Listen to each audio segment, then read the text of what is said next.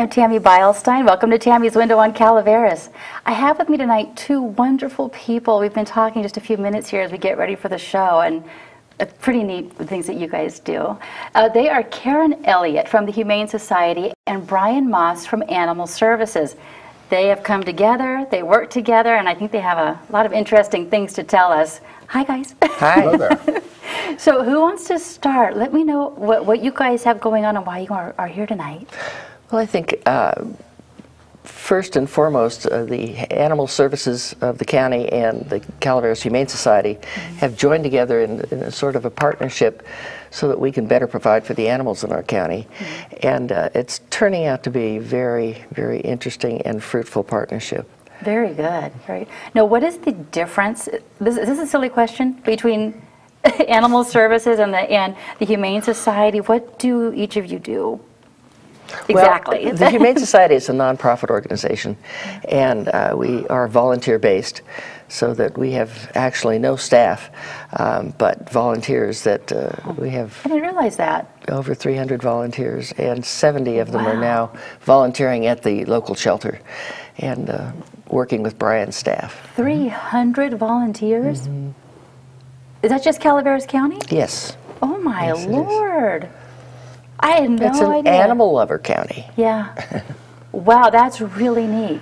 But that's a lot of work and a lot of responsibility too for the people in charge. Someone has to be in charge. I guess Sometimes. that'd be you. Would that be you? Okay, so what you do is a nonprofit, all volunteer run. That's right. And they do the shelter. What other kind of things do they do there? Well, we're Animal Services. And Animal Services is part of a larger organization, which is the Environmental Management Agency, that has several departments. But really what Animal Services charge is, from a statutory standpoint, is rabies control. So primarily what our purpose is for preventing disease transmission, if you will.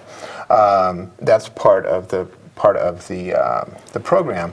But the other part of the program, and this is where the Humane Society and others come in, is the assistance with running the day-to-day operations. Everything from the shelter to watching dogs to cleaning cages to actually taking adoptable pets and fostering them out, taking them down to other partners like SPCA in San Francisco, that kind of thing. So again, you think of Animal Services primarily as people out that are out taking care of animals. That is true, especially if we have bite reports, potentially dangerous animals or dangerous dogs. We deal with those kinds of things. Are they all pets, or you don't deal with wild animals? We tend not to deal with wild animals. Okay. That is correct, and it depends on where wild animals are as to which jurisdiction deals with those. But for the domesticated animals, that would be us, and we get at the shelter everything from obviously our dogs and our cats down to rabbits to other animals that you just wouldn't think you would see in our county. Right. But anyway, again, the program is based really on public health and rabies control, and most people don't realize that. Right. So every animal that comes into the shelter automatically gets a rabies shot? No, actually every animal that comes into the shelter is observed. They're admitted to the shelter. They're given treatments. They're given specific medications so that we don't have disease transmission from one animal to another. Typically, an animal may come in and they'll be put in an isolation ward and observed for a period of time. Okay. Our volunteers, and this is where Karen's shop comes in, our volunteers are really terrific because we have people coming in that will actually evaluate the animals, assist us in evaluating the animals. Some people, we even have a registered vet tech that comes in and assists us with blood draws and things that a vet tech can do. So now when they evaluate, they're looking to see if they're healthy, if they might show signs of having rabies. And their personality also, to see what kind of family they might belong with? I think that there's a couple things that they look at. First of all, they look to see if they're microchipped, to find out if we can bring the dog back to the owner. Do many animals have that? Quite a few do. Really? Yeah, quite a few do. So, but they are looking for different signs, behavioral signs of the animal, and is also is it demonstrating any kind of symptomology of illness. Okay. So, boy. Yeah. As far as volunteers go, we provide the equivalent of over 2.5 full-time employees for animal services. Wow. And so it's a huge endeavor. Yeah. Very well coordinated. We have a dog team leader, Debbie Beaufort, who coordinates all of the dog walkers and evaluations and all of that sort of thing. And then we have a cat team headed by Cindy Geringer, and she makes sure that we can get as many cats out of the shelter as possible into our adoption center at the Arnold Thrift Store, or adoption centers at different places will have adopt a pet days. How long do you keep cats and dogs before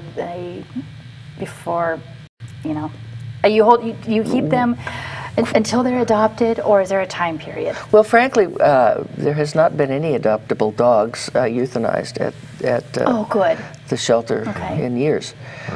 We either foster them, take them out to foster, or we have an enormous turnover of dogs on a weekly basis from the shelter. Really? Our volunteers go up and help with the adoptions on Saturday. We have 3 and 4 dogs adopted every Saturday. Oh, I'm so glad. I didn't want to say the word, so I'm glad I'm glad that they're taken care of. What kind of commitment is this for your volunteers? Do they commit to a certain number of hours a week or a month? It's huge. They don't. I don't know that there's any particular commitment for any people, but they are assigned a day to, say, clean cat cages, or we have a group that meets once a month to stuff all of the envelopes full of license applications. There's just a myriad of things that go on there that are done by volunteers. We have one woman who I think goes every day to walk dogs. Wow. And that kind of good commitment for her and the dogs. Oh yes, absolutely. Yeah. That kind of commitment is incredible. Do the volunteers need to be 18? Yes, they do. Okay. Yes, they do. And they also go through a background check, fingerprinting by the county. Oh, they do? Wow, I wouldn't have thought of that. With animals, that's good. That's good. Do you still need more volunteers, or are you kind of overwhelmed with volunteers? Always. Well, I think there's a certain amount of burnout involved in this. Yeah. And so yes, we're always looking Yeah. for new volunteers. Okay. Very neat. Very neat. Yes. So what other groups might you guys want to partner up with?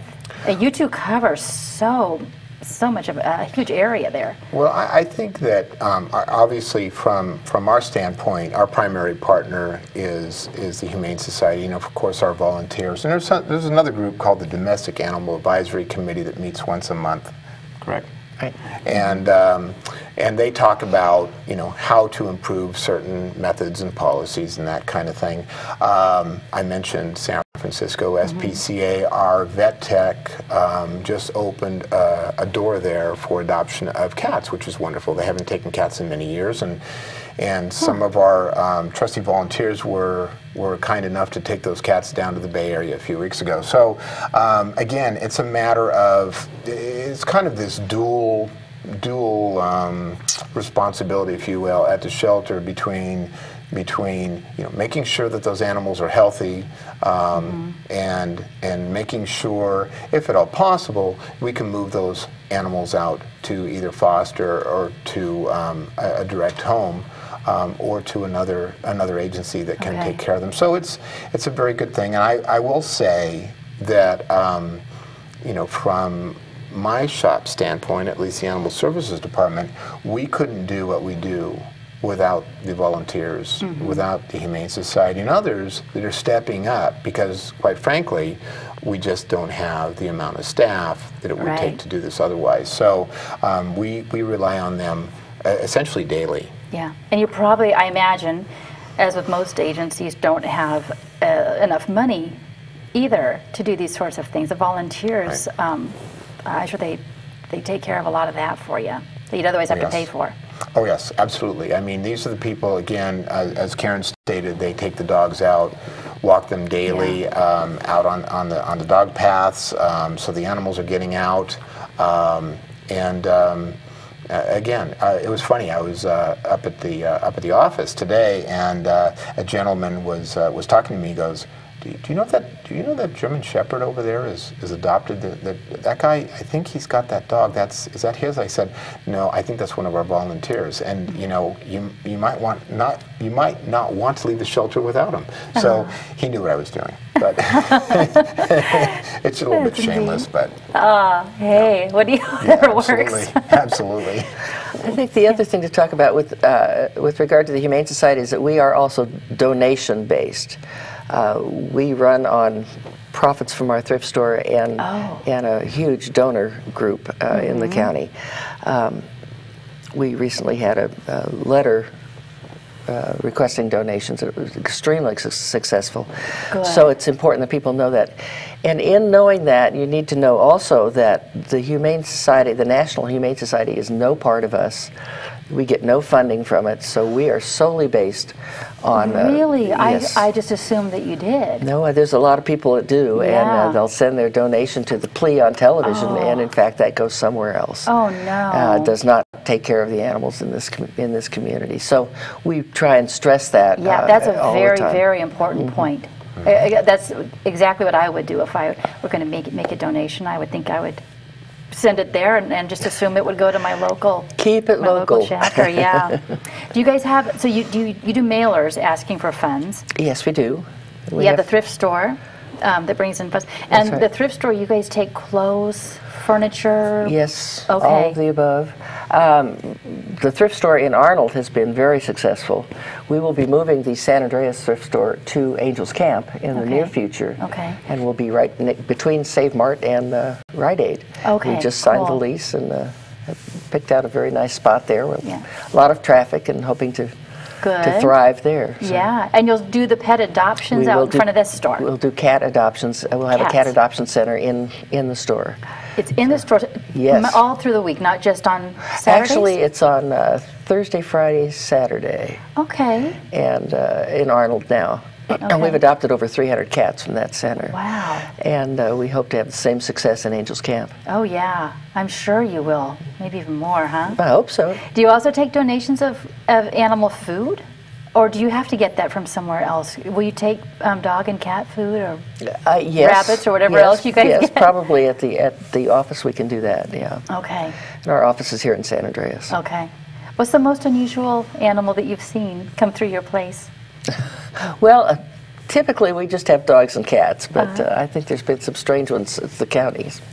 I've got I mean, one. besides this animal. Yes, yes. Well, we don't need to reinforce that. I wasn't going to say No, actually, this is funny because many years ago, I remember seeing one of the animal services managers at the time, and this was a long time ago, come to a meeting with an iguana on a leash. And I went, "You're kidding, right?" And this was a big lizard. So I thought, okay, I guess you will take anything. And they do. I mean, you know, in my short span, Animal Services was transferred to Environmental Management in October of 2012. And in my short span, I've seen everything from hamsters on to, you know, Really? that come in, and in 3 days they're already adopted out, which is pretty amazing. That people will do that and pick up those things. So there's a really great network. I think one of the things that's really great about this partnership is there's a networking between the Humane Society and between Animal Services, and some of that has to do with websites. As an example, we're developing a new website at the county for Animal Services. One of the things we're doing is trying to take a very proactive educational-based program. Okay, there's always an enforcement element to Animal Services, as you can imagine, but really education is a very, very strong tool. Are you saying education as in letting people know what they're getting into before they get a pet? Or? Well, there's that, or even after they have a pet. As an example, we've released a couple of news bulletins, and that was in March, talking about everything from rabies control to the control of Lyme disease. So, in other words, to watch everything from ticks on your pets to unusual behavior, and kind of talking about the fact that this is not just affecting your pets, but this is affecting you and your family, and that's very important. Is it tick time? It is tick time. And it's early this year because of our relatively dry winter. So those things are gross. Yes. Well, you know, the bottom line is this: is in Calaveras County we do have the deer tick, that's some of which carry the organism that causes Lyme disease, and we want people to be aware of that. We don't want to, you know, press any panic buttons or anything like that. But I think people just need to be aware, and that's the whole point of doing an educational-based program. We post those newsletters to our website. In turn, and this is an example of this great partnership, Calaveras Humane Society picks them up and they post them on their website as well. Very good. So there's some really great cooperation going on. And that way you guys aren't duplicating the work. That's really cool. No, not at Good all. thinking. Yeah. So if you don't get it at one site, you'll get it in the other. Yeah. That's neat. So, okay, I got the tick thing on my mind. What do I do if I see one on my pet? You pull the whole thing out with the tweezers? Is that the best way? You know, I would love to be able to answer that question straight up, but I don't know the specific answers to that. You didn't write the newsletter? I did actually write part of the newsletter, but we didn't talk about the removal of the ticks. But you want to be very careful when you do that, because what you don't want to do, what I can tell you, is you don't want to break off the head into the skin. So that's the real concern. So the best thing to do is, I mean, if you have that question, you see it on your pet, I would just call your local vet and say, what's the best way of removing this tick? There's several old remedies that I won't bring up about removal of ticks, but everything from turning them to pulling them straight out. But I think a veterinarian would be the best person to ask that question of. Or the match. That's another one that's bad. That was another one. Yes, that and a couple others. But all kidding aside, I think the important thing to note here is that if you are out in the tall grass this time of year, or you're out taking a walk on in the fields, if your pet is not protected by a deterrent, and you're not protected, make sure that when you're done with your walk, scan your pet, scan yourself, because some of these are very, very small. They're considered nymphs, and they're very small, and you won't necessarily see them. But again, from a public health standpoint, it is a concern. Yeah, I grew up in Stockton. I don't know if there is no tick problem there. I never noticed it, but when we moved up here, it was something that we found one of our dogs once. I'm not an outdoorsy girl, so I never really thought I had to think much about it. But apparently the dogs like to run around outside, and one of them got one and brought it in, and it just kind of freaked me out. I wanted to clean everything. They're well, again, they're an insect, and so if you can remove it and dispose of it, that's the best thing to do. I would say, one other issue, and this is maybe going down a trail a little bit, but if you do get a tick bite and you notice a rash, especially a bullseye type rash, you should go see your physician. Okay. So then that would be my public health. I'm sure we have a lot of volunteers that know how to remove ticks. As a matter of fact, we adopted a rescued dog that had 28 ticks. And the volunteers removed all of the ticks from the dog. Oh, poor thing. Yeah, it's pretty awful. Yeah. But we find a lot of dogs that have been mistreated, and this was one of them. So anyway, we dealt with over 4,000 animals last year. From the Humane Society alone.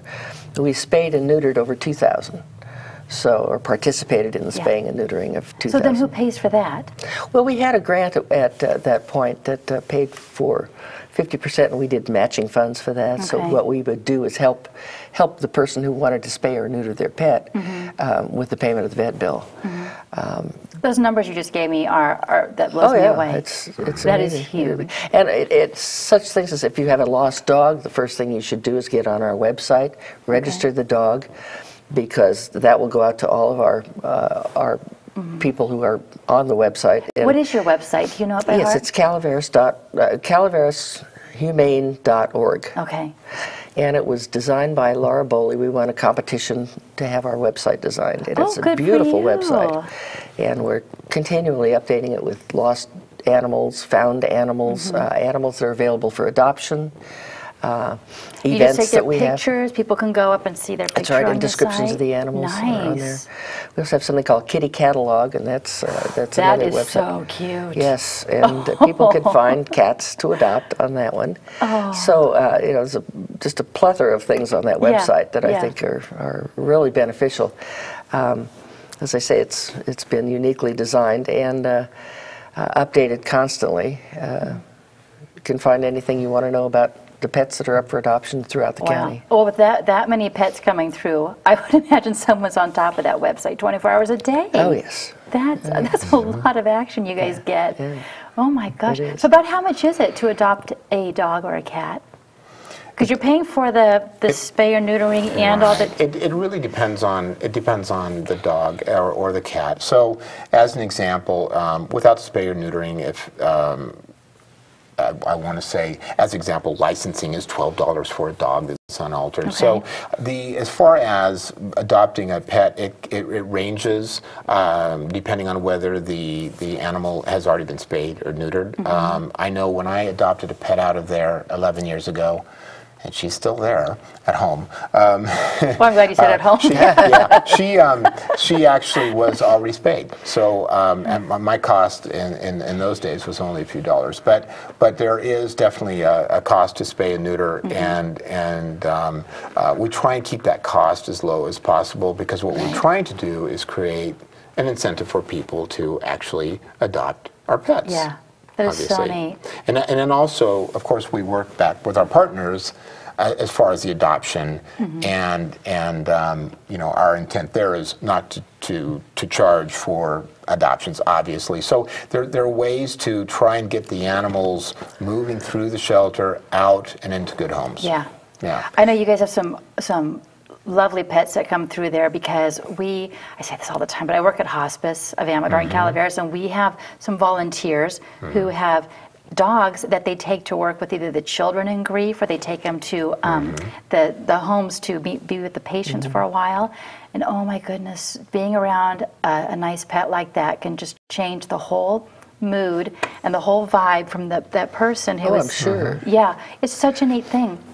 When I found out that one of the ladies got her dog from a shelter, she trained the dog, and it's beautiful, so beautiful. Yeah. Well, it costs about $200 per animal to go through the process of adoption from the Humane Society. But you know they're healthy. That's right. They've been totally checked out. That's right. That's good. And I think that there's something to be said. You'll hear people say that that rescue animals, as they call them, tend to make very, very good pets. And that's, and at least in my experience, that is very true. It's almost like that they have a knowing, if you will, that you know, they've been taken care of. So that's kind of a neat thing as well. So there's actually a reward in that as well for the person who ends up with the pet. Oh, totally.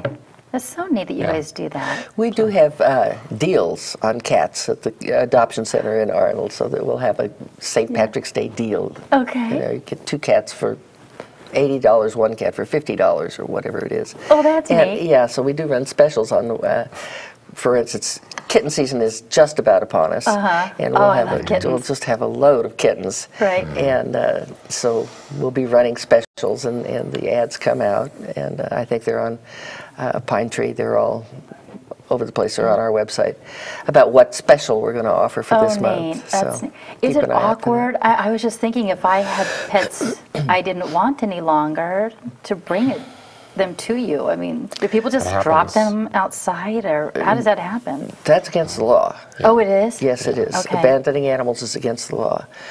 We recommend that you contact the shelter if you Are you guys a 9 to 5? Is that your hours? Their hours are a little, not quite that. Our hours are varied, and the reason being is because of staffing, which is changing, by the way. So, yes, on Wednesdays, Thursdays, Fridays, and then half a day Saturday, the shelter's open. So, for people to actually come and view pets, obviously the shelter operates every day, and so that. There's always somebody there. But it's best to call first and find out if it's a good time to stop by. I agree, absolutely. Okay. You know, you mentioned about people dropping off pets, and that does happen. And sometimes people will be moving, and they'll have an animal that they've had for 12 years, and they can't take it to where they're moving to. And another great example of the partnership, the Humane Society fostered out 2 of the older female cats. I think they're Russian blues or something. Beautiful animals. But, you know, they had no place to go. Yeah. And so that's always hard, because this is a pet that was actually cared for, somebody cared for, or people come in, I've seen people come in and say, please take good care of this pet because it's a good pet. Yeah. So those, you know, we do our best. We do our best to get those through the system. We've had patients who knew that they that their time was almost up, and they didn't have anybody, you know, family nearby or anyone to take their animal. And we've actually had a nurse take a kitty home and still loves that kitty to pieces. But if she wasn't able to do that, this is the place that we would call, right? That is correct. Okay. That is correct. Oh, you guys do some great work. Yeah, yeah, again, the partnership is invaluable. Yeah. One of the things I would like to mention is that we'll be going, the Animal Services Department will be going to the local governing body here in a week or so, approximately a week, just under, to talk about, you know, different things that have happened since the department joined the Environmental Management Agency in October. One of those things we'll be talking about is the dreaded fee schedule. But really, why I'm bringing that up is I would like the local governing body to give us authority to run our own deals on occasion. Yeah. Because especially during the holidays, we see a lot of animals that don't necessarily move, and you hate to see the animals sitting there. So that's something, we're trying to be creative, is what I'm trying to say, to enhance what I think is already a very good system. That sounds like a good idea to me. Yeah. Yeah, I hope that works out for you. I hope so too.